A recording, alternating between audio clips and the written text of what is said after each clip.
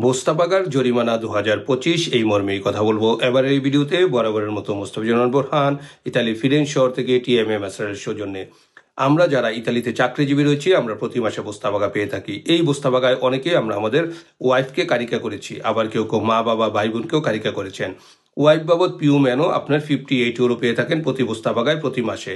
তো যে সকল ব্যক্তিবর্গের স্ত্রী বা মা বাবা বা ভাই বোন যারা বাংলাদেশে রয়েছে তারা কেউই কিন্তু আসলে এই বছর থেকে আর কারিকা পাচ্ছেন না। সো প্রতি মাসে আপনি মোস্তাফাগায় যে টাকাটি পাচ্ছেন সেই টাকাটা কিন্তু আপনাকে ফেরত দিতে হবে, যেটাকে আমরা আসলে বলে থাকি জরিমানা। আসলে এটা জরিমানা না, আপনার দ্বিরিত্ব নেয় এই টাকাটা পাওয়ার। তো 2025 সালের যে বিলাংশ নতুন এসেছে সেখানে যাদের পরিবারের যে কোনো সদস্যই যদি বাংলাদেশে থাকে, মানে ইতালির বাইরে থাকে, ইউরোপিয়ান ইউনিয়নের বাইরে থাকে, তাদের কারো পারপাসেই কিন্তু আপনি আসলে টাকা পাবেন না।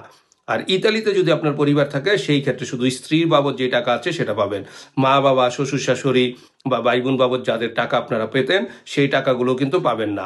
এইগুলো যখন পরবর্তী বছর আপনি সেত্তেটেন্তা বা মদল্লুনুকে করবেন তখন আপনাকে ফেরত দিতে হবে, যেটাকে আমরা জরিমানা বলে থাকি। আলটিমেটলি এগুলো হচ্ছে আপনার দ্বিরিত্ব নেই যে টাকাগুলো আপনি গভর্নমেন্টের কাছ থেকে নিয়েছেন। অনেক ক্ষেত্রে এগুলোর সাথে ইন্টারেস্টও যোগ হয়ে আসে। সো এখনই আপনি চাইলে এগুলোকে আনুল্লারে করতে পারেন, ক্যান্সেল করতে পারেন, যাতে করে পরবর্তীতে এগুলো জরিমানার আওতায় না আসে। আপনি আপনার মালিককে বললেই এটা তারা করে দিবে। এছাড়াও আপনার যে কোনো প্রয়োজনে আমাদের সহযোগিতা নিতে পারেন।